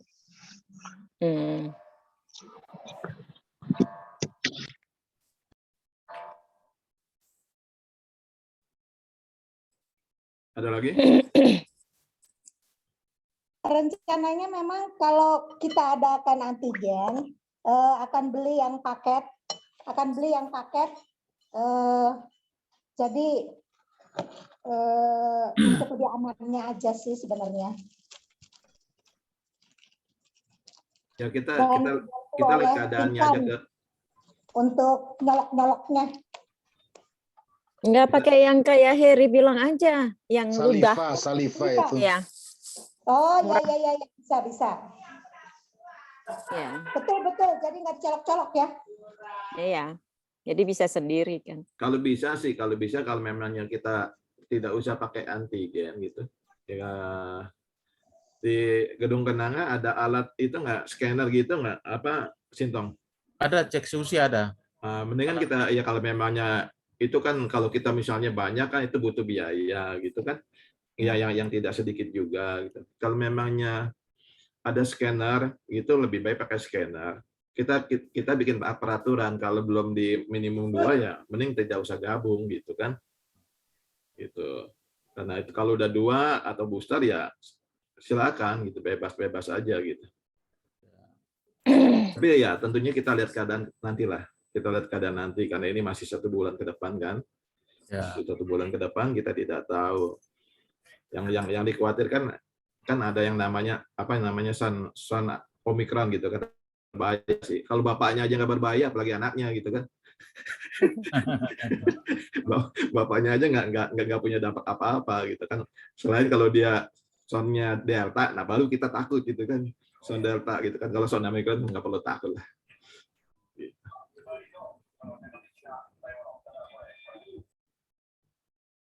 Udah itu aja. Mau ngomong ke Pak Kennedy sebentar, boleh nggak? Boleh. Iya. Boleh, dengan senang hati. Cuma mau bilang salut banget saya sama Pak Kennedy yang tadinya tukang jamret, balik kuliah itu kan perputaran cara berpikirnya itu kan 180 derajat itu. Nggak gampang untuk fokus ke kuliah ya. Itu gimana caranya itu, Pak? Luar biasa sebenarnya sih. Kalau lihat sekarang seperti waktu Pak Heri baca semua gitu ya, CV-nya kayak enak gitu, tapi untuk mencapai itu saya pikir sih berdarah-darah ya. Tapi yang penting gini, waktu saya senang ketemu dengan Pak Heri, Pak Sintong dan yang lain-lain itu membuat saya tidak dulu nggak dijauhkan gitu. Waktu saya kan nggak pakaiannya juga aja, beberapa kali saya dikasih sama orang gitu ya. Kalau saya ke gereja Pak Sintong itu pasti pakaian saya dikasih sama orang. Karena saya mandi saja di terminal, kan ada terminal itu ada mandi, tempat mandi ya 3.000 kalau mandi, nyuci 5.000 gitu. Itu bayangkan aja harus dikasih orang tuh Pak Sintong sama Pak Heri supaya saya bisa ke gereja. Tapi senang anak-anak muda di zaman itu tidak terlalu mempersulit saya, dalam artian tetap welcome sama saya. Walaupun mereka tidak tanya masa lalu saya. Gitu ya, tapi pasti mereka tahu. Orang waktu ada Artarkol aja paling takut saya, paling takut maju karena malu gitu ya. Ya namanya juga orang ya sekarang aja mandi aja bisa seminggu baru sekali karena 3.000 tuh mahal dulu dicari, masalahnya Pak Heri. Kalau ada Pak Heri dulu mah ngasihin nggak apa-apa. Gitu. Jadi untuk bisa, makanya saya ngomong hanya anugerah sih, Kakak Maida ya, hanya anugerah saya bisa melaluinya. Dan rupanya saya bukan orang-orang bodoh, karena dulu di kampung itu kan bodoh sekali berpikir gitu ya. Waktu saya ngambil S1, S2, S3 itu IPK-nya itu nggak kecil-kecil pisan, 3,7 gitu. Nggak kecil-kecil pisan. Rupanya yang orang-orang yang mantan Pasar Baru gitu ya, mantan Senen, itu rupanya karena dulu dimasukin singkong banyak, rupanya bertahan lama otaknya. Nggak terlalu bodoh gitu. Bayangkan kita dulu ya, di terminal, nggak pernah baca buku, nggak belajar, nggak sistematis, ngomong sembarangan. Sekarang waktu masuk sekolah Alkitab, semua harus ditata, budayanya berubah 180 derajat. Bangun harus jam 5, kita dulu nggak, bangun sesukanya, ngomong sesukanya, gitu kan? Bicara sesukanya, mukul orang sesukanya, nggak ada. Tapi setelah bertobat itu, masuk sekolah Alkitab, hampir saya pulang kan Pak, saya mau arit 1 orang. Saya mau, kan ada sabit ya di Berea, hampir saya arit 1 orang tuh Pak. Karena nakalnya bukan main. Karena saya pikir, saya juga mantan preman, masa lu kayak gini mah, gua arit lu sekalian. Itu Ibu Kak Maida, susah untuk menjelaskannya. Dan agak malu menjelaskannya. Tapi percayalah, ini semua anugerah Tuhan. Makasih. Intinya kan gini ya Pak Kennedy ya. Yang namanya berlian sama batu kali, itu kalau ditaruh di tanah, sama aja kelihatannya sebelum diasah. Betul. Nah, yang membedakannya itu setelah batu itu diasah baru kelihatan, gitu kan? Nah, iya Pak. juga dalam kehidupan Pak Kennedy, juga dengan yang lain, gitu kan? Dan beda juga, Pak, dulu Pak Heri udah jadi berlian Pak, ketemu sama saya, sama Pak Sintong tuh udah jadi berlian. Saya dulu masih batu bata Pak. Waduh, luar biasa Pak Paulus. Di dalam apalagi Pak Kabar, waduh. ada berlian yang paling berharga ya. Sesuatu itu menjadi berharga kalau dia sudah mengalami apa yang namanya tempaan, gitu kan? Dia dibentuk, dia diasah. Jadi bisa menjadi istimewa seperti itu. Iya. Kan di awal saya singgung berkaitan dengan Paulus, saya identikan dengan Kennedy karena Paulus pun juga kan ya, meskipun di sisi lain dia ditempa pendidikan oleh Gamaliel, tetapi kan aplikasi hidupnya itu cari-cari kesalahan orang untuk dibinasakan gitu, serem juga kan. Dan tetapi pada akhirnya setelah Tuhan ubahkan dan dia tampil ya seperti yang tadi itu, mau diibaratkan apa, setelah diasah kan dia bersinar. Dan bahkan berkatnya itu masih kita nikmati sampai sekarang ini. Itu yang saya gambarkan seperti pendahuluan tadi itu, bahwa Bro Kennedy ini memang saya karena seperti tadi berteman dengan Welling dan kita banyak bicara, ya mungkin juga saya nggak ingat persis, Welling banyak cerita tentang Kennedy karena Welling banyak tahu tentang Kennedy dan dia banyak cerita ke saya karena Welling itu nggak ada yang dia kalau ngomong dengan saya dia buka semua begitu ya.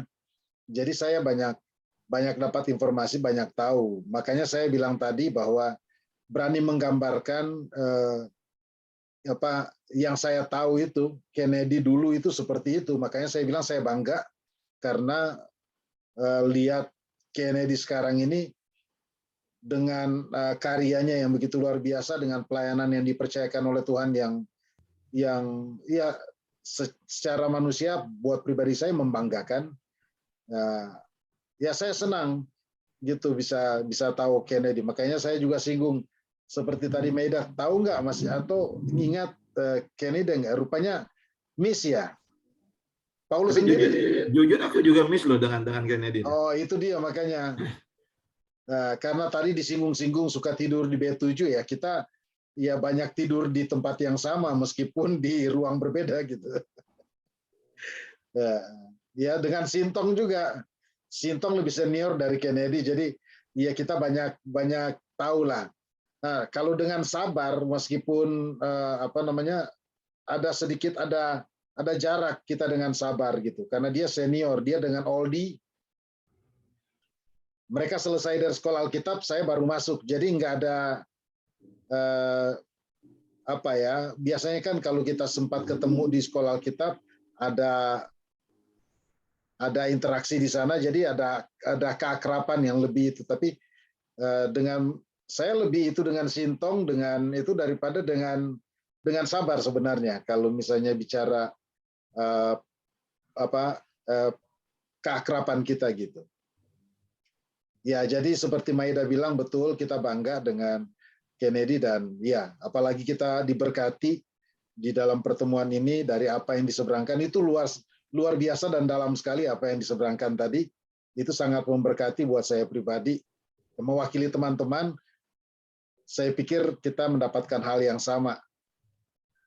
Ya, kita terus topang di dalam doa untuk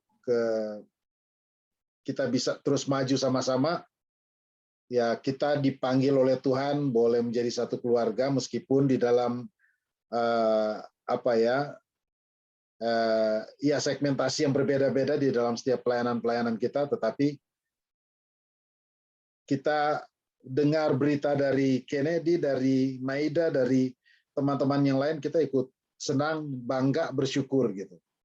Karena ternyata makanya di Youth ini kita masih ada sama-sama, ya meskipun kita sudah nggak muda lagi, tapi kita masih bisa ya saling menopang untuk kita terus maju di dalam di dalam mengiring Tuhan dalam kehidupan kita ya. Oke, God bless. Mantap. Memang Sabar itu ketuaan. Apa karena lihat dari atas? Bukan, Sintong aja. Sintong aja lihat dari atas masih muda. Iya.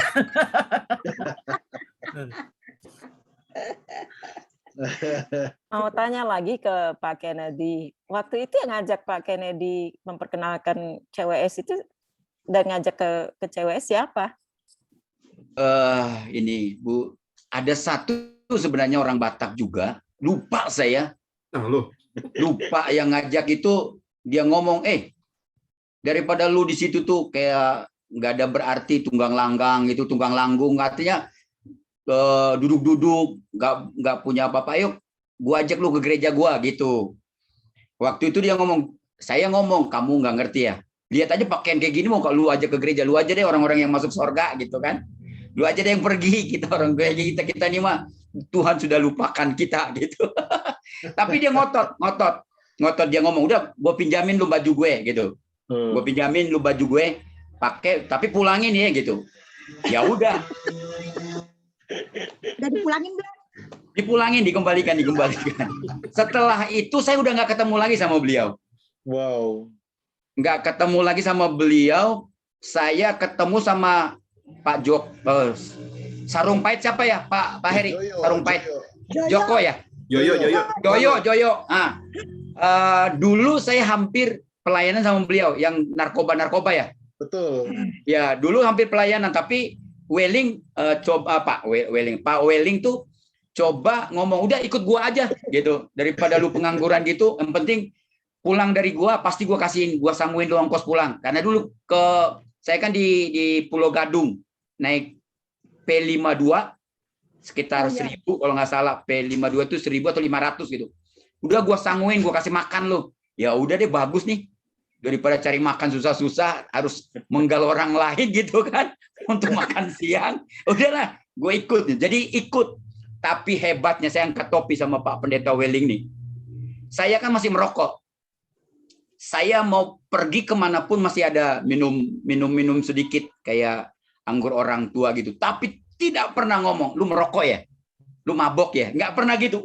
Keren tuh. Sampai kita pernah di Cempaka Putih di perapatan Coca-Cola dikejar sama bencong. Karena dari Cililitan kita naik elep yang jam 1 dini hari lah. Dikejar sama bencong tuh. Waduh, pengalamannya yang luar biasa sama beliau. Jadi saya tidak, kalau ketemu dengan yang mengajak saya bisa peluk beliau. Ya, saya peluk. Tapi hanya 1 kali diajak. Setelah itu saya yang berangkat. Gitu. Nggak tahu malaikat dari mana itu, atau hasil doanya Pak Heri kali. Ya, itu malaikat yang Tuhan kirim. Betul. Malaikat nggak pakai baju atau Itu Pak Kak Maida. mungkin lagi. Atau orang Batak yang dimaksud yang jualan di Senen atau gimana? Kayaknya sih kan dulu ada jualan-jualan yang di Senen itu ya, yang dulu jualan CD. Oh, Kan ada dulu CD yang itu yang dulu kita di sini 5.000-an gitu ya. Ya. Bacakan.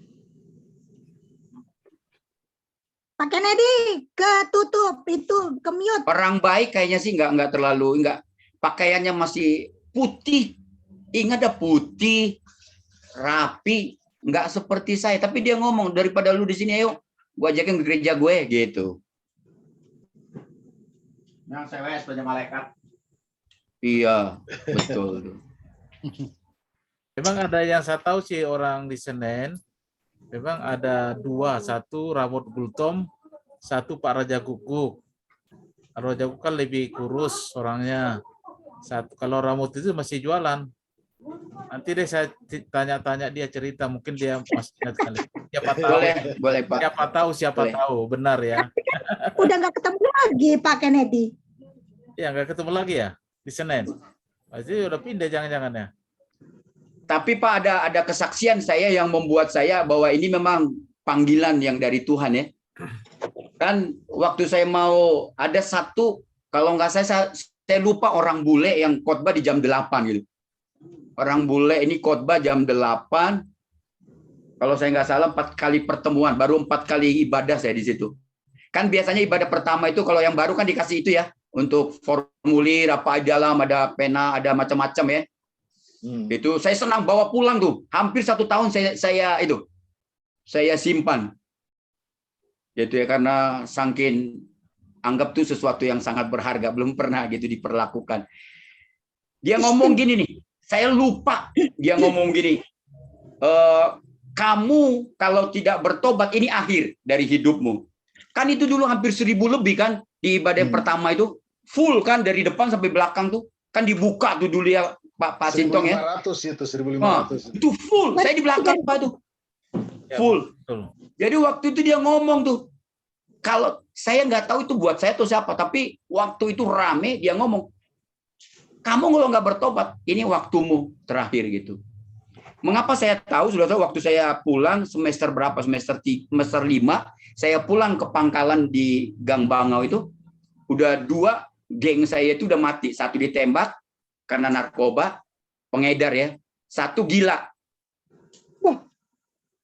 Nah, kalau saya bagiannya kalau nggak ditembak gila. Jadi dia ngomong, baru saya tahu itu panggilan untuk saya. Dari 1.500 kayak kesaksian dari Pak Heri ketika itu banyak ya.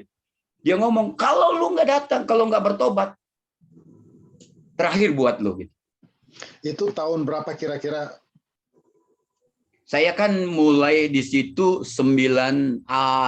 awal 92. Kan 93 saya menyerahkan diri saya dibaptis ya.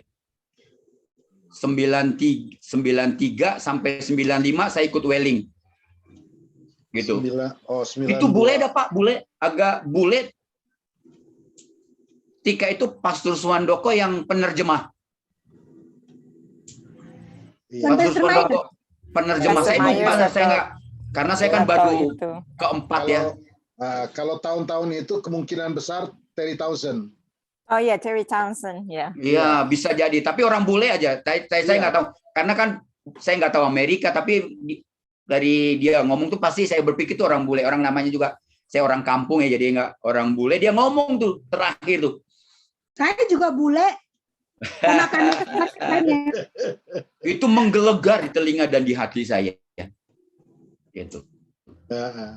Saya baru tahu ketika saya ke sana gitu, ke tempat pangkalan saya, mana saya tanya, mana ini teman saya? Oh tuh udah, yang satu udah mati karena dia pengedar ditembak gitu. Yang satu dia gila. Saya di depan mata saya dia jalan gila gitu. Itu baru saya tahu, luar biasa tuh Tuhan gitu. Itu keren tuh Tuhannya, luar biasa, luar biasa. Bersyukurlah Pak Heri sama Pak Sintong dapatnya di kasur, dipanggil di kasur kan, bukan di sampah. Belum tahu aja dia. Kalau kita cerita aja. Sama Pak Sabar itu dipanggilnya di kasur. Kan kata firman Tuhan, Pak, yang terpenting dan terutama itu bukannya awal, tapi yang terakhir. Amin. Pak Heri, sorry, ada yang belain saya hari ini. Kita lihat nanti akhirnya bagaimana gitu kan. Gitu. Dia belum tahu, dia ketemu kita kan, kita sudah di Kenanga. Padahal dulu saya waktu pergi kemana-mana keliling Jakarta itu cuma satu kancing yang nyangkut di bawah tuh.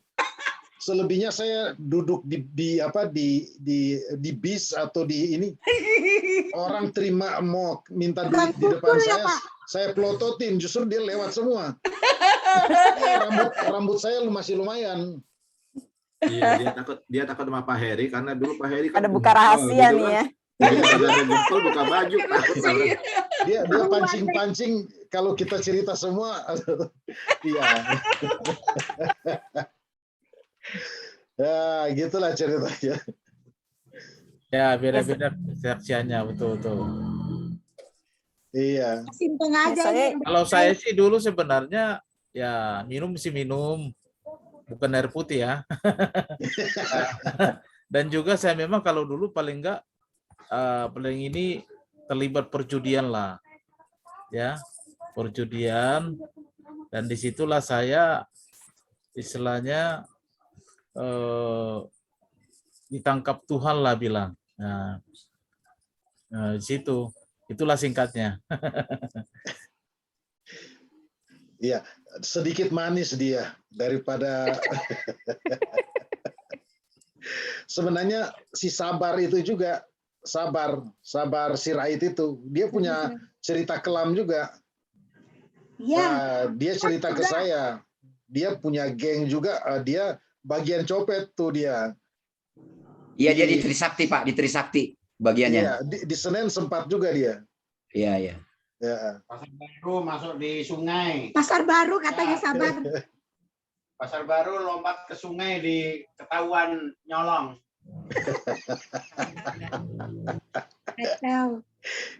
Iya, cerita itu banyak lah sudah. Sudahlah, lupakannya yang lalu. Jangan diingat-ingat. Itu lompat ke sungai nggak dimakan ikan sapu-sapu ya? Ikan piranha Pak, siapa tahu ada. Iya, piranha. Ya dulu waktu kita masih remaja, ingat nggak ke siapa ya, Budi atau siapa ya? Kita ada youth camp di Bandung. Dia ngajak, atau Max ya kali ya, dia ngajak orang-orang preman-preman dari Senen. Senen, iya. Itu orang-orangnya pada nggak punya baju ganti karena pokoknya dibilang ikut aja gitu. Jadi 3 hari 4 hari camp gitu, mereka pakai baju yang sama semua. Cuma nggak ikut kayaknya. Nggak ikutan ya? Enggak. Tahun berapa ya itu ya? Pernah remaja ya? Iya, tapi itu remaja. Oh, kirain nggak pernah remaja. Kacau. Ini apa namanya, waktu kita kaum muda, kita kan lebih dulu kaum muda daripada Maida. Maida kan waktu itu masih ikut remaja. Iya. Lebih Ya, dulu kita dengan Sri, kemudian Maida waktu itu masih remaja gitulah. Kita kan masih ABG. anak baru gue deh. Gede sekarang. Sekarang udah pada mau 60 ya umurnya. Tapi aku baru tahu kalau Kennedy lebih muda dari aku. Ih, Pak Kennedy curang ih.